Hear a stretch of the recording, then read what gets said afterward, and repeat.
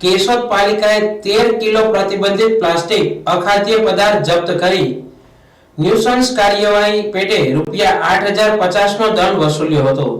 કેશોદ શહેરમાં પાલિકા દ્વારા પ્રતિબંધિત પ્લાસ્ટિકનો જથ્થો ઝડપી પાડવા અને લોકોના આરોગ્ય સાથે ચેડા કરતી ન્યુસન્સ કાર્યવાહી કરવા ડ્રાઈવ ઝુંબેશ શરૂ કરવામાં આવી છે, જેમાં પાલિકા સ્ટાફ શહેરના મુખ્ય માર્ગો પર આવેલ દુકાનો અને લારીઓમાં વેચાતા અખાદ્ય પદાર્થો અને પ્રતિબંધિત પ્લાસ્ટિકના થતા વેચાણ અંગે સઘન ચેકિંગ હાથ ધરી રહ્યો છે।